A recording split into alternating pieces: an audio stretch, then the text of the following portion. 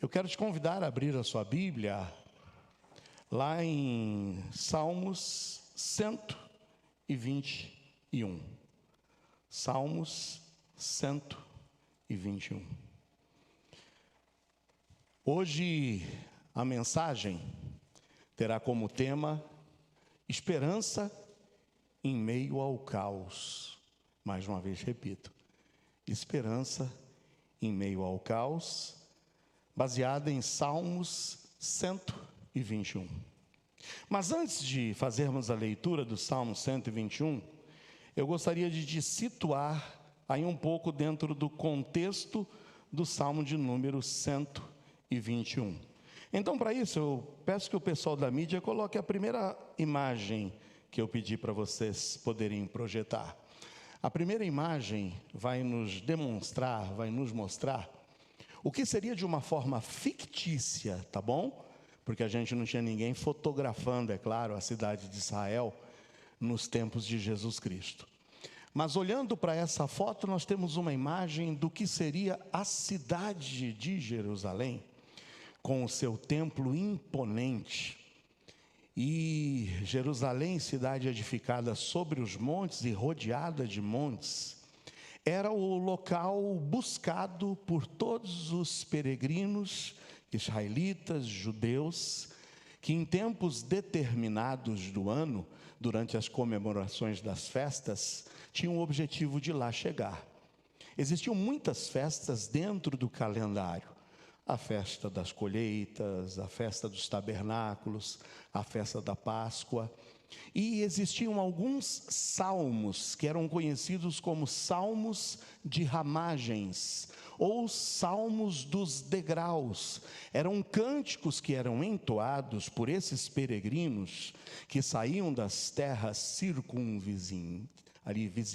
vizinhas da cidade de Jerusalém, para chegar até o templo. E esses cânticos dos degraus eram entoados nessa caminhada. Então eles tinham na memória, que bom, estaremos chegando em Jerusalém, estaremos lá nos reunindo no templo, estaremos em comunhão, a graça e a misericórdia de Deus descerá sobre nós. E eles iam felizes e contentes, e naquela subida, principalmente depois de lá chegar, eles, ao subirem os degraus na caminhada para chegar no templo, entoavam esses cânticos dos degraus. É um conjunto de salmos que vai do 120 ao 134. Então imagina, essa é a visão que o peregrino tinha de lá chegar e poder cultuar a Deus. Só que a caminhada não era fácil. Por isso que eu gostaria que colocasse a segunda imagem. Para chegar lá em Jerusalém, para chegar no templo, a caminhada era necessária por entre caminhos sinuosos, perigosos, pedregosos. O Senhor Jesus conta uma parábola em que ele fala sobre isso, a parábola do bom samaritano. Nessa caminhada para chegar até Jerusalém, eles tinham que percorrer caminhos onde haviam quadrilheiros, existiam bandos de assaltantes e que muitas vezes arremetiam contra esses peregrinos para saltear, para roubar, para tirar os seus bens. E na parábola do bom samaritano, vocês bem se lembram que aquele homem ficou moribundo, jogado à beira da estrada, atacado pelos salteadores. Então imagina, tenha em mente isso, o Salmo 121 é um cântico dos degraus, é o cântico de ramagem, é um cântico onde o peregrino tinha o intento de chegar em Jerusalém para cultuar a Deus, mas sabendo que eles passariam por uma situação que era uma jornada que remetia a uma circunstância real, perigos, a possibilidade de serem atacados por animais selvagens, a possibilidade de perderem os seus bens através de ataque de quadrilheiros e bandos de salteadores, mas que revelava também uma jornada espiritual, o desejo de uma pessoa em chegar à presença de Deus, em estar em comunhão. E para isso não tinha nada que tirava deles esse desejo de lá estar, ainda que tivessem que enfrentar esses perigos. Então, ao término de tudo e ao chegar ao seu destino, o Salmo 121 era essa resposta da fé de cada um desses peregrinos. Quando eles sabiam que lá chegaram, e lá só puderam chegar por conta da fé e da graça do Senhor. Então agora, com esse pano de fundo, eu quero que você faça uma leitura do Salmo 121. Imagine-se agora sendo esse peregrino. Imagine que todos nós agora estamos rumo a Jerusalém. A vista é bela, é maravilhosa. Estar em Jerusalém é estar em comunhão com Deus. Estar em Jerusalém é receber da graça e misericórdia divinas. Mas nessa nossa caminhada até Jerusalém, a gente vai enfrentar perigos, e é por isso que o Salmo 121 era um cântico que saía do fundo do coração desse peregrino, e que eu espero que saia do fundo do teu coração nessa noite. Vamos ficar em pé e fazer a leitura do Salmo 121? Eu pediria ao pessoal da mídia que pudesse colocar o Salmo 121 aí, para que todos nós pudéssemos agora então imaginar. Estamos na nossa jornada, somos peregrinos, amém ou não? Nós não somos dessa terra, mas pretendemos chegar na terra celestial.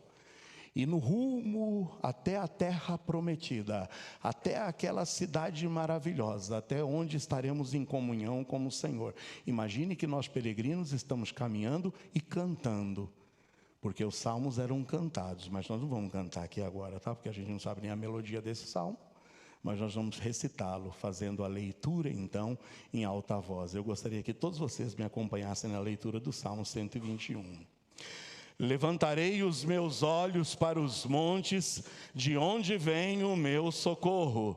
O meu socorro vem do Senhor, que fez o céu e a terra. Não deixará vacilar o teu pé, aquele que te guarda não tosquenejará. Eis que não tosquenejará, nem dormirá o guarda de Israel.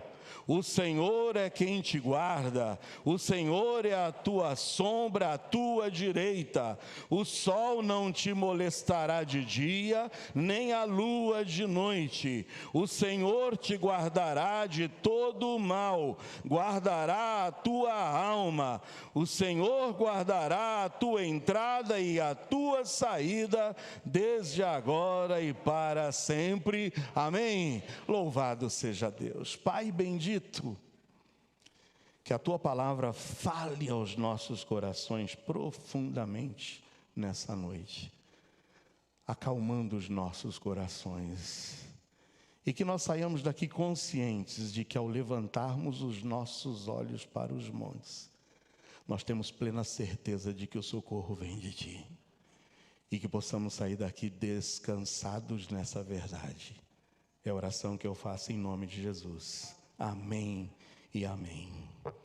Podem se assentar? Esse salmo expressa então uma situação real. Você se imaginou andando, caminhando, passando por aqueles caminhos tortuosos e quem sabe de mãos dadas, com a mão no ombro do teu companheiro, peregrinando por esses desertos, por terras perigosíssimas, mas dizendo: levantarei os meus olhos para os montes, olha lá, Jerusalém está logo ali, nós vamos chegar lá, mas de onde nos virá o socorro? O meu socorro vem do Senhor, que é o Criador dos céus e a terra. E isso os motivava a continuar nessa caminhada e a continuar nessa jornada. Depois de lermos, irmãos, esse salmo, eu quero colocar a razão pela qual nessa semana esse salmo bateu e tocou ao meu coração. Coloca a terceira imagem agora aí diante de nós.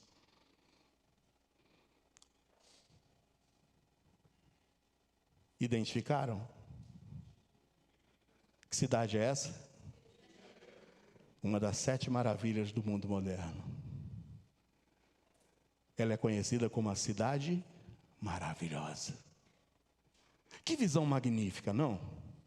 Eu não sei quantos de vocês já tiveram a oportunidade de descer no Santos Dumont, porque eu acho que a visão do Santos Dumont é maravilhosa. Quando a gente ou aterrissa ou decola do Santos Dumont lá no Rio de Janeiro, E a gente vê aquele avião saindo, já quase que tocando na água, fazendo aquela virada, e a gente contemplando essa cidade maravilhosa e belíssima. Eu quero fazer um paralelo com os peregrinos idealizando chegar em Jerusalém, porque Jerusalém, naquela época de Jesus, era uma das maravilhas do mundo. É para lá que eles queriam ir, é lá onde eles queriam estar. E que imagem maravilhosa do Rio de Janeiro, olhando o Cristo de braços abertos. Mas essa cidade maravilhosa, que tem no Cristo um dos seus cartões postais, é uma cidade que, para chegar lá, você precisa passar, e agora pela quarta imagem que eu queria que você projetasse.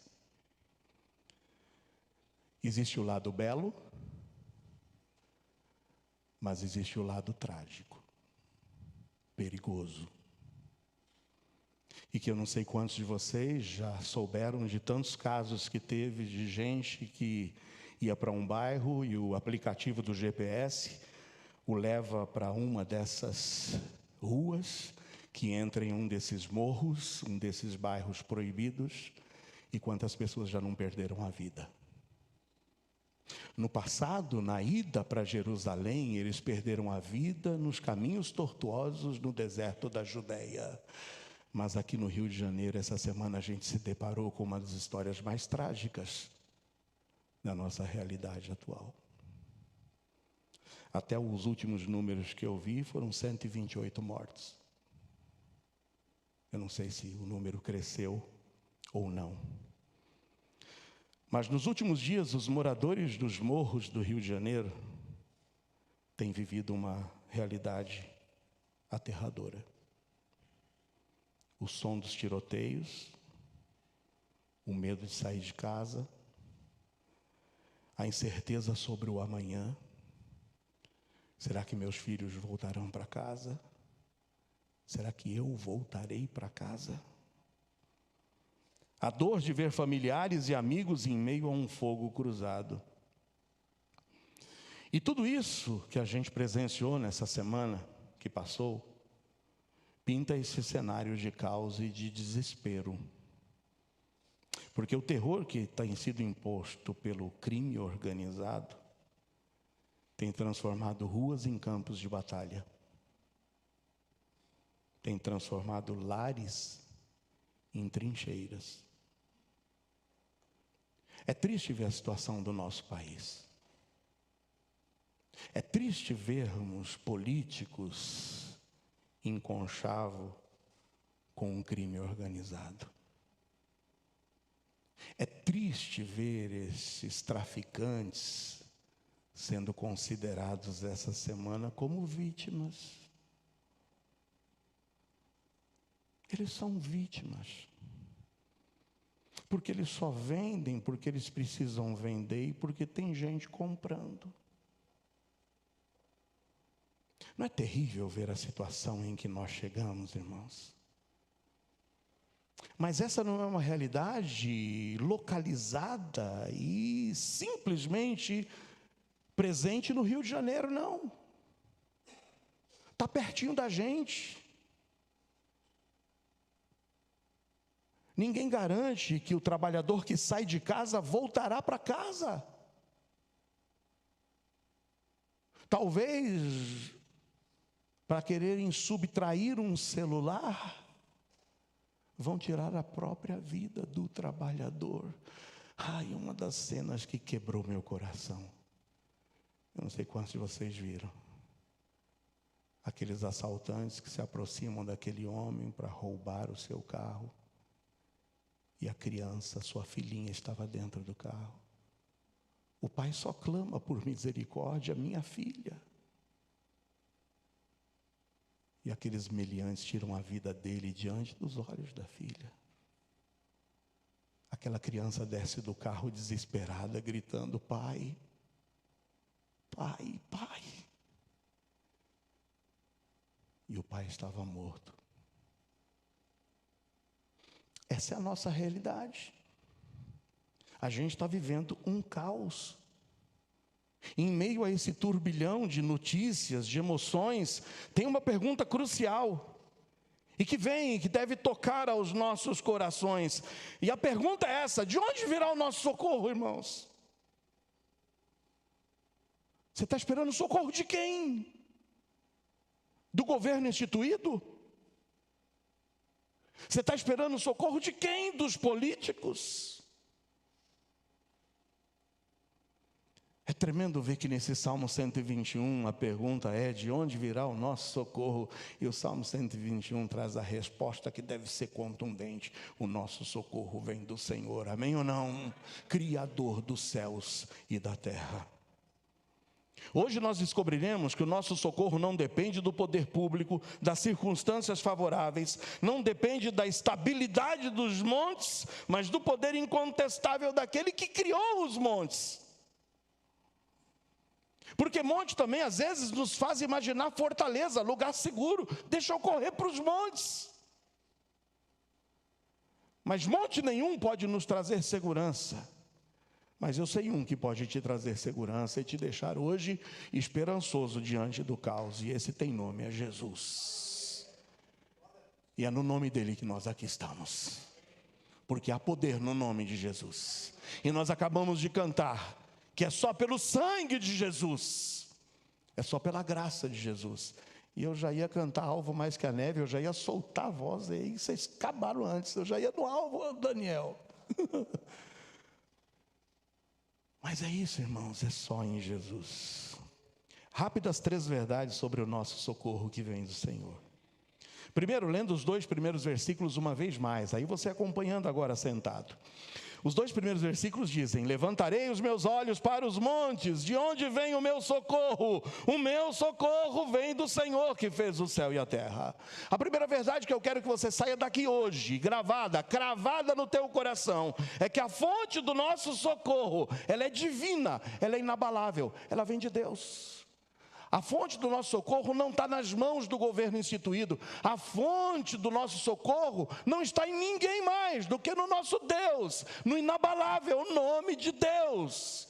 Então, meu amado irmão, confie nesses tempos de caos, renove a sua esperança. Saiba que a nossa esperança e a nossa fé precisam estar firmadas e alicerçadas em Deus. O salmista faz essa pergunta retórica. Ele olha para os montes, que muitas vezes representam, como eu disse, fortaleza, refúgio, lugar seguro. Mas no meio disso tudo, ele conclui que a verdadeira fonte de ajuda que ele poderia ter transcende a criação, transcende os montes, porque é o próprio Criador dos montes.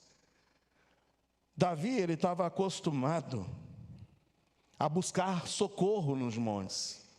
Em Salmos 18:2 está escrito, palavras do rei Davi, nas suas diversas fugas de o rei Saul querendo capturá-lo. Davi, no Salmo 18:2 diz: o Senhor é o meu rochedo, e o meu lugar forte, e o meu libertador, o meu Deus, a minha fortaleza, em quem confio, o meu escudo, a força da minha salvação, e o meu alto refúgio. Há uma frase famosa de Agostinho, que diz o seguinte, não é Agostinho da história dos vagalumes da semana passada não, tá? Deus não nos ouve porque clamamos, mas porque cremos. Deus não nos ouve porque clamamos, mas porque cremos, porque a fé é o nosso clamor contínuo. A fé tem que ser o que nos impulsione, a fé tem que ser aquilo que nos mantém. A fé deve ser aquilo que nos faz não tirar os olhos daquele que pode nos trazer o socorro.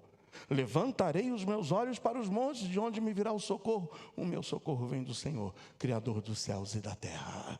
Ah, meus irmãos, nossa primeira reação ao medo, nossa primeira reação ao pânico, nossa primeira reação diante dessas circunstâncias adversas tem que ser a elevação da nossa fé e não o pânico. A gente não pode se amedrontar e permitir que o medo, a ansiedade e a angústia tome conta de nossas vidas. Mas renove hoje a fé ao seu coração. Lembra que Davi, quando perseguido por Saul, nos desertos, em cavernas e montes perigosos, constantemente ele buscava o seu refúgio no Senhor. Por isso, Davi entendia que a geografia, que era muito bem conhecida por ele sabia muito bem onde tinha cada uma das cavernas, montes e por onde ele poderia fugir. A geografia, o terreno conhecido por ele, não era suficiente para dar-lhe segurança, porque tudo isso poderia falhar. Mas Davi remete e diz: o meu refúgio, o meu socorro, não está no monte, mas o meu refúgio, o meu socorro está em Deus, o Criador dos céus e da terra. Renova hoje a tua fé e a tua esperança nesse Deus. É o Deus a quem nós podemos recorrer. Por isso eu não sei qual é a situação que tem te amedrontado, qual é o pânico que você tem vivido. Quando a violência nos cercar, ou essas más notícias chegarem, e a nossa tendência for a de tentar buscar segurança em coisas terrenas, e você tentar imaginar se a gente tivesse mais policiamento. Não estou dizendo que não é bom, tá? Mas se você está esperando que o policiamento pode trazer segurança, é lê do engano. Porque o mesmo salmista diz que quando a nossa esperança, a gente acha que está nos guardas, a tua esperança tem que estar no guarda dos guardas, que é o Senhor, e que Ele verdadeiramente nos guarda. Não adianta os muros altos, não adianta as câmeras de vigilância, não adianta você mudar de cidade, eu vou embora daqui. Não, nada disso adianta. O que eu quero te dizer é que você precisa ter a certeza e a convicção, e essa verdade gravada e cravada no teu coração, de que a fonte do nosso socorro é divina e inabalável, porque a fonte do nosso socorro tem nome, é Deus. Amém ou não? É Deus. Continua confiando nele. Embora tomar ações prudentes sejam válidas, a nossa confiança final deve estar posta no Senhor, porque Ele é a nossa âncora quando a terra inteira tremer ao nosso redor. Então, a primeira verdade que o Salmo expressa nos primeiros 2 versículos é que a fonte do nosso socorro é divina e inabalável. Mas, em segundo lugar, a proteção do nosso socorro, ela é constante e atenta. Veja, a fonte do nosso socorro é divina, é inabalável, não muda, é imutável, tem nome, é Deus. Mas, em segundo lugar, a proteção do nosso socorro, o nosso socorro e a certeza de que seremos protegidos, de que seremos cuidados, é constante e atenta. Veja que nos versículos 3 e 4, o salmista dá uma certeza absoluta, que esse nosso socorro inabalável, ele não dorme, ele não fraqueja. Por isso, é constante e atento. Veja o que diz os versículos 3 e 4 uma vez mais: não deixará vacilar o teu pé, aquele que te guarda não tosquenejará. Sabe o que é tosquenejar? Cochilar. Você já cochilou? No volante? Que perigo, né? Minha dileta, amada esposa vai se lembrar da nossa lua de mel. Sabe aquela agonia de ir para a lua de mel? Nós saímos para deitar na sexta-feira, cada um na sua casa, tá? Nos preparativos para o casamento que se daria no sábado, nós fomos para casa deitar 2 da manhã, 2 de sexta para sábado. Às 8 horas da manhã eu tinha que pegar o fotógrafo lá no bairro de Diadema, para levá-lo até o cartório na Avenida Santa Amaro. Você imagina, eu fui dormir às 2, acordei às 7 e já estava correndo para pegar o fotógrafo. Fomos casar no civil, lá em Santo Amaro. Do civil fomos para o jantar, o almoço, com os nossos padrinhos do civil. E nós cismamos de fazer um cardápio que não era adequado, feijoada. Feijoada! No dia do casamento, que maravilha, né? Cabeça. Aí saímos da feijoada com os padrinhos dali do civil. Já era mais ou menos 2:30 da tarde. O nosso casamento na igreja era 7h15. Então era aquela correria. Fui para arrumar minha roupa. Eu já contei essa história, mas nunca é demais. Quem já viu as fotos do nosso casamento vão ver eu com aquela roupa, aquela casaca branca que arrastava no chão atrás, sapato branco. Falei, meu Deus do céu, onde eu estava com a cabeça quando eu aluguei esse traje? E eu coloquei aquilo diante do espelho, eu falei, é o que tem para hoje, vamos embora. Só que antes eu me lembrei, irmãos, não tinha comprado ainda algumas roupas interiores que eu precisava comprar nova, para não levar velha. Fui para o Jumbo Eletro, alguém se lembra? Jumbo do aeroporto? Ah, os mais antigos. Fui lá para o Jumbo do aeroporto de Congonhas. Voltei correndo, cheguei no casamento já cansado, corrido, exausto. A noiva não atrasou, noiva boa é assim, não atrasa. Chegou no horário, eu já estava lá. Eu sei que se você perguntar uma palavra que o pastor Josué falou no nosso casamento, eu não me lembro de nenhuma. Nenhuma. Eu só me lembro que ele pregou no meu casamento e está lá nas fotos. E aí terminou aquela agonia toda, aí você percebe que você tem que cumprimentar todo mundo que está ali. Ah, meus irmãos, casamento antigo, em igreja batista era uma bênção, casamento na igreja, você convidava todo mundo, era 500 pessoas ali. Imagina cumprimentar 500. E depois de cumprimentar os 500, a gente vai para o salão de lá, batatinha, lembra da batatinha? Conserva, batatinha em conserva, tubaína, e a festa vai indo. E vai indo, come de cá, come de lá, e vai, corta o bolo. Aí eu cheguei, enfim, Cida, vamos embora. Aí vem o fotógrafo e fala, não, o álbum precisa ficar perfeito, nós precisamos ir lá para a Praça da Moça em Diadema. Eu, que Praça da Moça é essa? E fomos para a Praça da Moça, lá em Diadema, irmãos. Resumindo toda a história, a gente volta para casa para ir viajar. Já era 1h. Peguei o golzinho PJ 4959 do meu pai, um golzinho 81 com motor a ar. E eu falei, vamos pegar Bandeirantes e vamos embora para Poços de Caldas. E aí no meio da Bandeirantes, a Bandeirantes em obras, volta para 86. Bandeirantes estava sendo recém-inaugurada. Aquela tosquenejada. Dona Cida já estava dormindo, eu tosquenejando. Naquela tosquenejada, o carro tinha saído e estava indo. A estrada estava em obras, eu passei por cima de um daqueles cavaletes e estava entrando na estrada esburacada. Irmãos, eu acordei, o olho abuticou. Sabe aquele negócio de botar o... Dona Cida, meu olho é fechadinho, né? Às vezes as pessoas falam, eu nunca vejo o olho do pastor Joel aberto numa foto. Quando eu dou risada, né? Sempre o olho fica pequenininho, mas naquele dia o bicho ficou graúdo. Dona Cida não dormiu mais. E louvado seja Deus que chegamos ao nosso destino, amém ou não? Estou vivo, estou aqui falando com vocês. Tudo isso para dizer o que é tosquenejar. Tosquenejar é cochilar, gente. Será que o nosso Deus cochila? Será que ele chega e fala, olha, estou cansado, rapaz, cuidar desse povo da IBEG não é fácil. Deixa eu descansar um pouquinho, né? Deixa eu dar uma cochiladinha. Será que ele cochila, irmãos? Não. E essa é a certeza que a gente tem de que a proteção do nosso socorro é constante e atenta, porque não tosqueneja o guarda de Israel. Ele não dorme, ele está sempre atento e disposto a nos socorrer. Amém ou não? É assim, irmãos.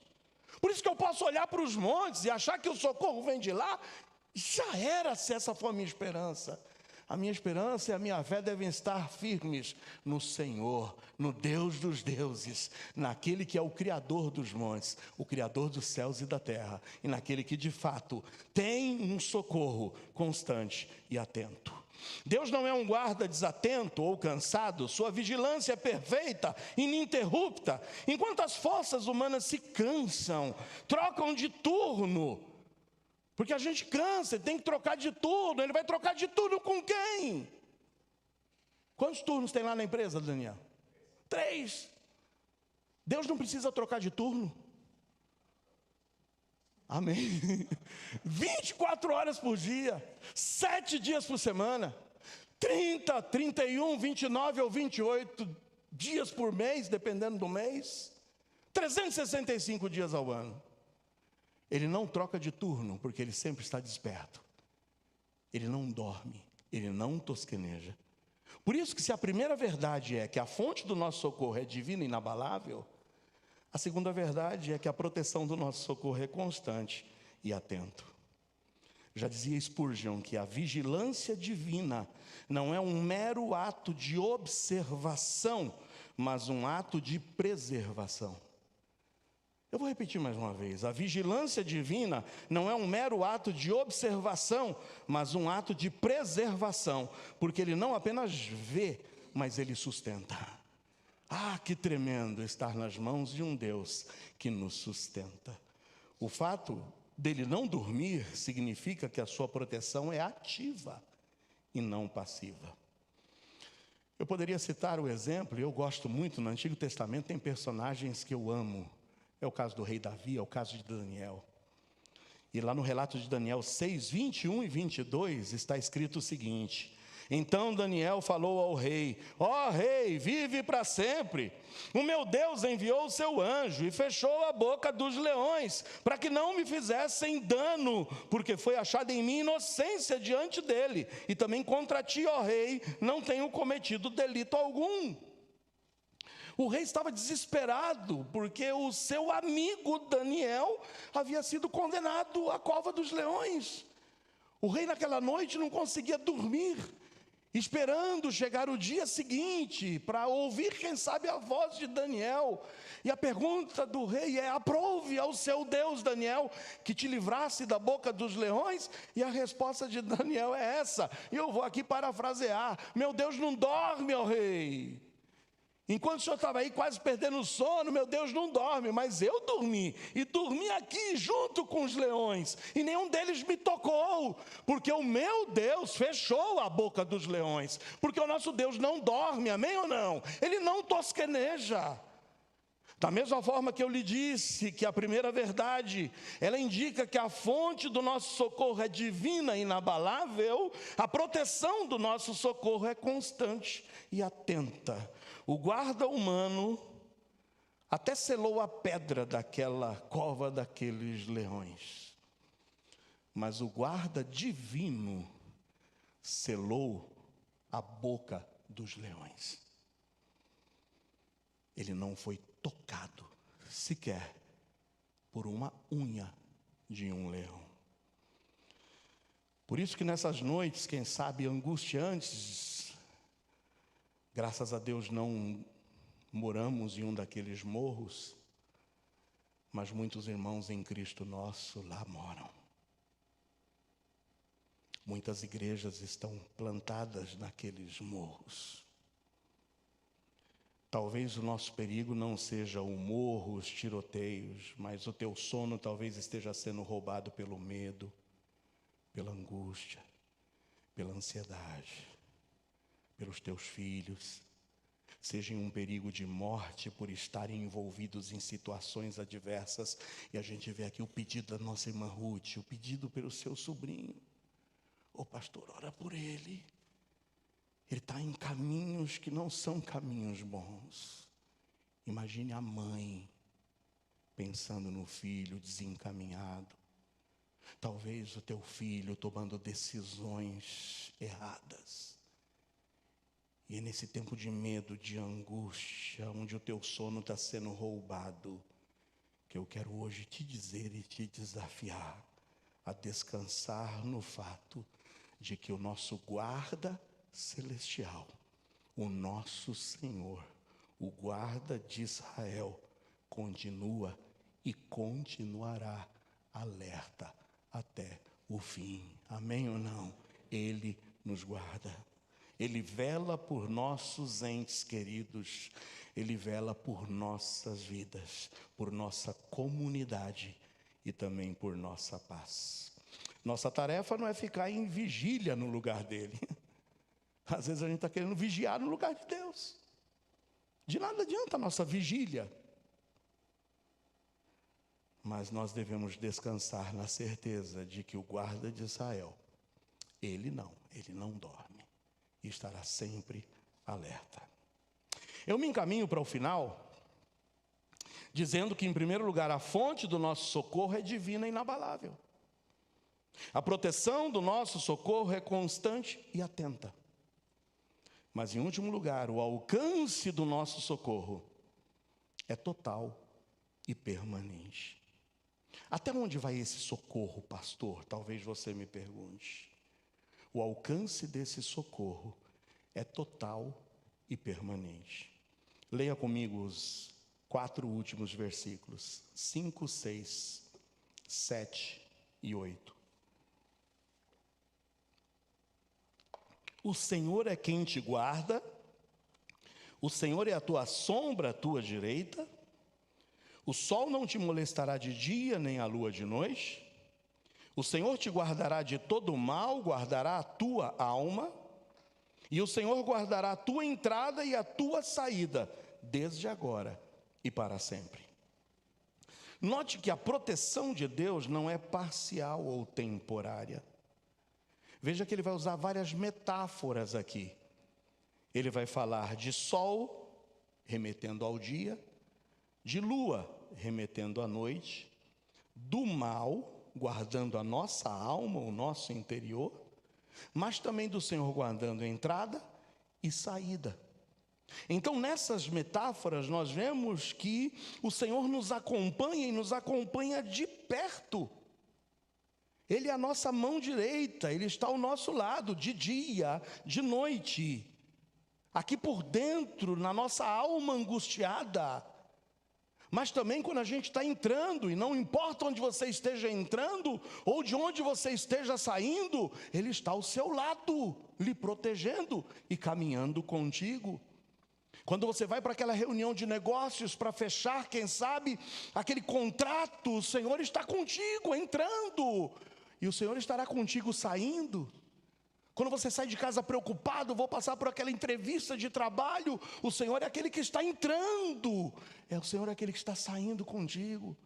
Quando você vai preocupado lá para o consultório médico, onde o médico enfim vai abrir aqueles exames e vai te dar o diagnóstico, o Senhor é aquele que está entrando no consultório contigo, e o Senhor é aquele que não ficará lá, mas sairá contigo.